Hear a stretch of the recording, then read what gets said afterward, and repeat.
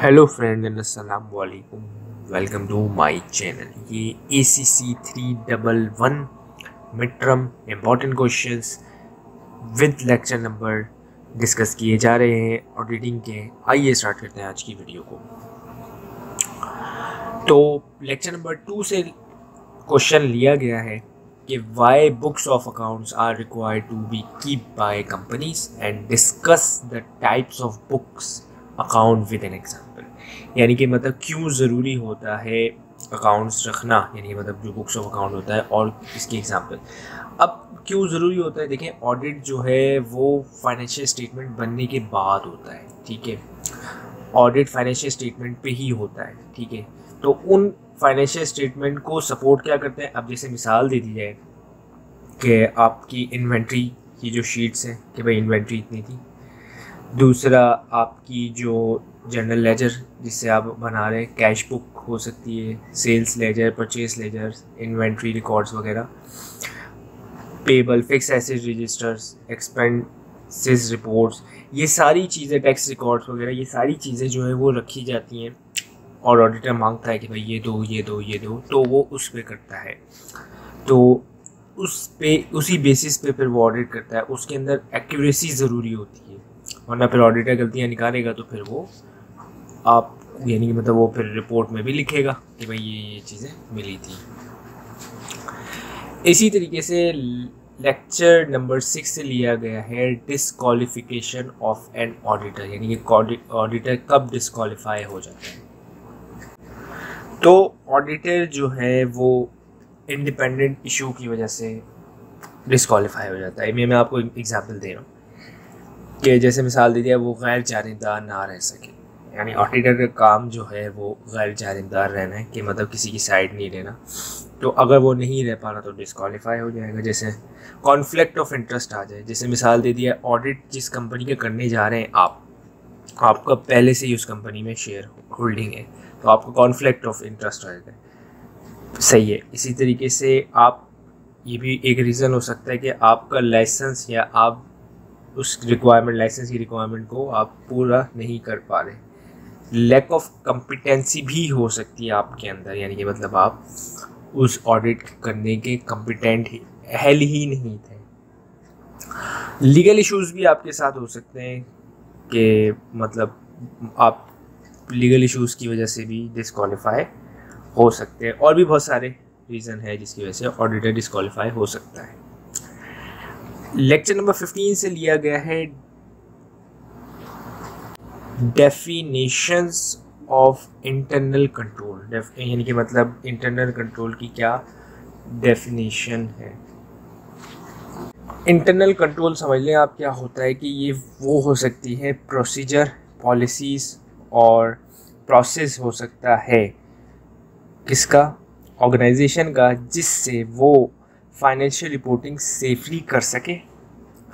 और primary objects इसके बहुत सारे हो सकते हैं, यानी कि इंटरनल कंट्रोल्स के सेफ गार्ड एसेट्स कर सकता है, इंश्योर फाइनेंशियल एक्यूरेसी, यानी कि गलती ना हो इंटरनल कंट्रोल, यानी कि मतलब जैसे मिसाल दिया एसिड आया, आपने हाथ के हाथ रिकॉर्ड कर लिया और उसको डेप्रिशिएट करना शुरू कर दिया, यानी कि एसिड आया था पिछले महीने, जैसे मिसाल दे दिया है अगर जनवरी चल रहा है तो दिसंबर में एसिड आया तो वो पिछले फाइनेंशियल ईयर में रिकॉर्ड होना चाहिए, या चले अगर आपका फाइनेंशियल ईयर जून में एंड है तो वो दिसंबर में ही रिकॉर्ड होना चाहिए, लेकिन वो रिकॉर्ड हो रहा है जनवरी में, तो वो गलती हो जाएगी, ठीक है।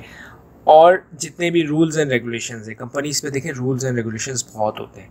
जैसे मिसाल दे दिया है कि उन्हें एनवायरनमेंट के ख्याल रखना होता है, ठीक है, और उनको सोशल रिस्पॉन्सिबिलिटीज़ भी काफ़ी अदा करनी पड़ती हैं, और इसी तरीके से उनको बहुत सारे रूल्स मानने पड़ते हैं। तो वो सारे के सारे जो मतलब वो है इंटरनल कंट्रोल्स, उनको यानी कि मद्देनज़र रखते हुए कंपनीज जो है वो काम करती हैं।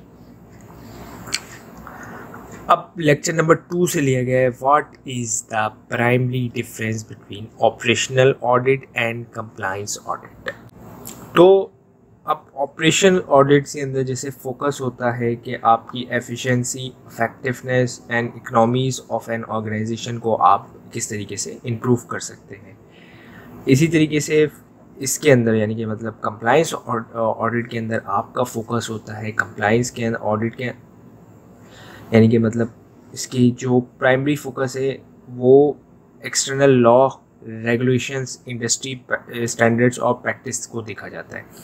इसी तरीके से इसका ऑब्जेक्ट यानी कि मतलब ऑपरेशनल ऑडिट का ऑब्जेक्ट क्या होता है, क्या करना कि भाई इम्प्रूवमेंट करना उन एरियाज़ में ऑपरेशंस में जहाँ पे लैकनेस होती है। इसके फ़ायदा क्या हो सकता है, कॉस्ट रिड्यूस की जा सकती है, अपॉर्चुनिटी हो सकता है कॉस्ट रिड्यूस, या रिसोर्सेज जो है एलोकेट है वो ऑप्टिमाइज यूज्ड हो। और उसके अंदर ऑब्जेक्ट क्या है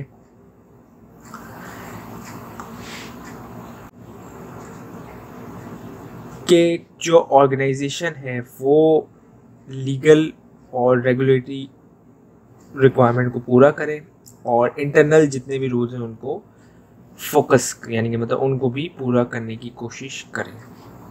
और जो स्कोप होता है वो वाइड रेंज होता है ऑपरेशनल ऑडिट का, जिसके अंदर आपकी मार्केटिंग भी आ सकती है, प्रोडक्शन भी आ सकती है, सेल्स भी आ सकती है, सप्लाई चेन, ह्यूमन रिसोर्स और भी बहुत सारी चीज़ें आ सकती हैं। लेकिन जो कंप्लायंस ऑडिट का फोकस है, स्कोप है आपका, वो थोड़ा सा नैरो होता है, ठीक है।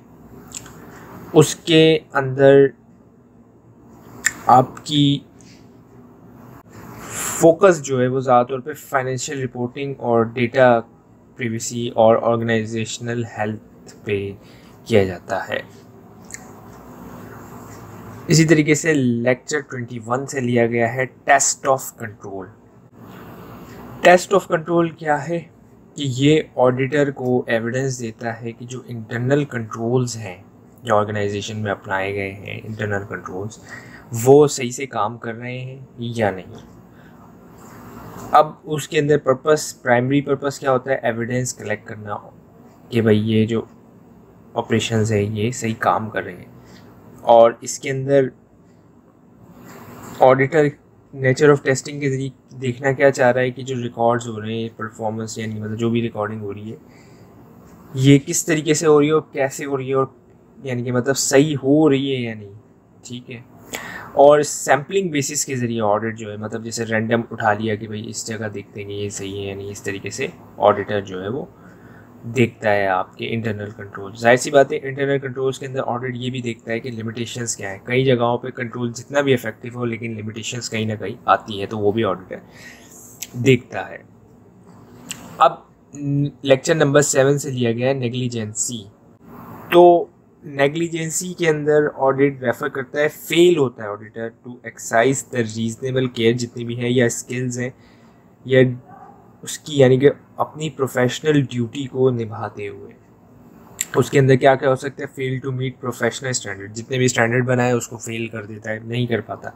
लैक ऑफ ड्यू केयर यानी मतलब प्लानिंग अच्छी नहीं कर पाता, कंडक्ट ऑडिट अच्छा नहीं कर पाता।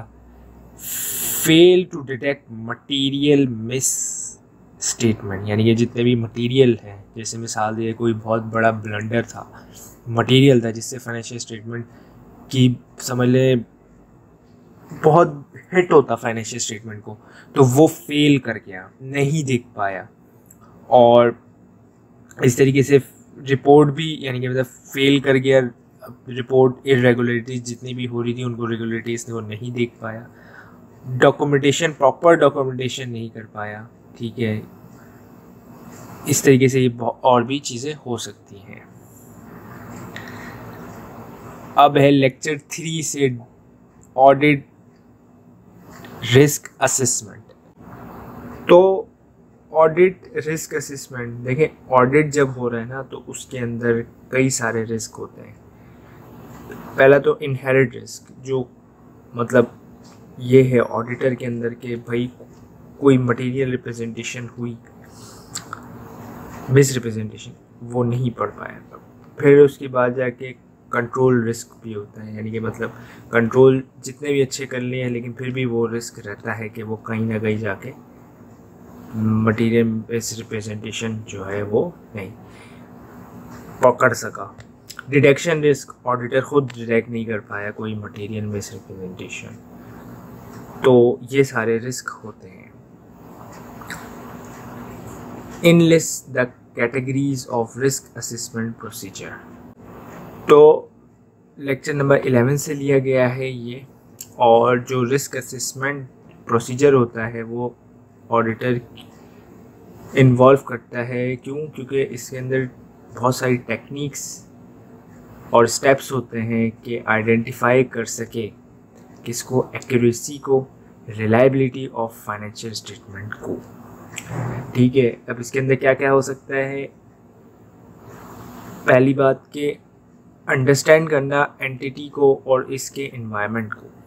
ठीक है, दूसरा इंटरनल कंट्रोल असेसमेंट को देखना, इनहेरिट रिस्क असेसमेंट करना कि भाई कितना रिस्क हो सकता है इसके अंदर, फ्रॉड रिस्क भी असेस करना कितना फ्रॉड हो सकता है, मटेरियल असेसमेंट की जा सकती है, एनालिटिकल प्रोसीजर्स देखे जा सकते हैं कि भाई क्या हो सकता है क्या नहीं, और फिर उसके बाद है कि एक्सटर्नल कन्फर्मेशन, क्योंकि जैसे मिसाल दे दी है बैंक का कई पब्लिक लिमिटेड कंपनीज या प्राइवेट लिमिटेड जिसका भी ऑडिट हो रहा है, तो बैंक्स के कन्फर्मेशन जो बैलेंस होता है, जैसे मैं 31 दिसंबर को या फिर 30 जून को कौन सी अकाउंट की बैलेंस की फ़िगर थी, तो वो जो बैंक है वो आपको प्रोवाइड करता है। और फिर प्रोफेशनल जजमेंट, बहुत सारी चीज़ें इसके अंदर आ सकती हैं। इसी तरीके से लेक्चर नंबर 20 से लिया गया है what is the purpose of substantive procedure. तो पर्पस क्या होता है सब्सटेंसिव प्रोसीजर का, लेक्चर 20 से लिया गया है। तो सब्सटेंसिव प्रोसीजर का प्रोसीजर यानी कि जो पर्पस है वो है, पहली बात कि जो ऑडिट एविडेंस है वो कंप्लीट हो, एक्यूरेट हो और वैलिड हो फाइनेंशियल स्टेटमेंट की इंफॉर्मेशन के मुताबिक।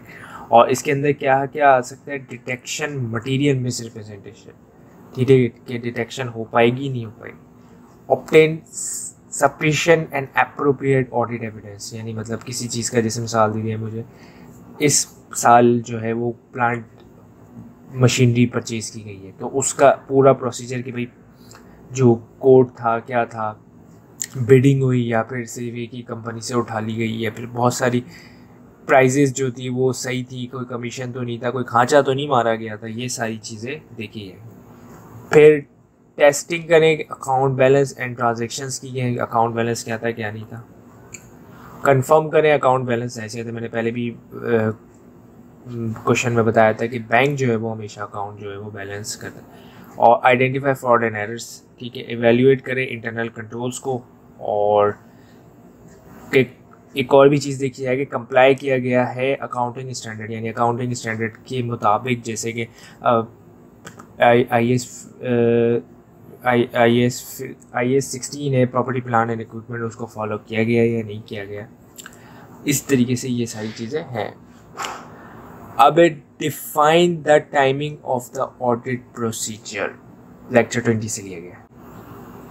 तो टाइमिंग जो है वो ऑडिट प्रोसीजर में क्या की जाती है, यानी कि मतलब कि प्रॉपर टाइम प्रोसीजर लगाया जाए कि इफेक्टिव एंड एफिशिएंट ऑडिट हो। इसमें यानी ऑडिट प्लानिंग के अंदर कितना, यानी कि ऑडिट प्लानिंग देखें, ऑडिट करने से ये नहीं कि फ़ौरन आया ऑडिटर और घुस गया ऑडिट करने, नहीं, ऐसा नहीं होता। ऑडिट प्लान होता है बाकायदा पूरा कि भाई हम ये इस तरह करेंगे।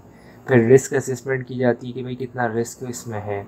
इंटरम टेस्टिंग भी होती है, एयर एंडेड टेस्टिंग भी की जाती है। और फिर उसके बाद जाके स्पेशल प्रोसीजर, कोई अगर जैसे मिसाल दे दी, कई जगहों पे ऑडिटर जो है वो सैम्पलिंग मेथड से नहीं पूरी फाइलें छान रहा होता है, क्योंकि उसको शक होता है कि यहाँ पे कोई ना कोई गड़बड़ है। और फिर उसके बाद जाके ऑडिटर यानी ये जो कम्युनिकेट करता है मैनेजर या ऑडिट कमेटी को कि भाई ये हमने फाइंडिंग्स की है। तो मैं उम्मीद करता हूँ कि आपको ये वीडियो हेल्प करेगी आपकी एग्जामिनेशन प्रिपरेशन में। Thank you for watching this video.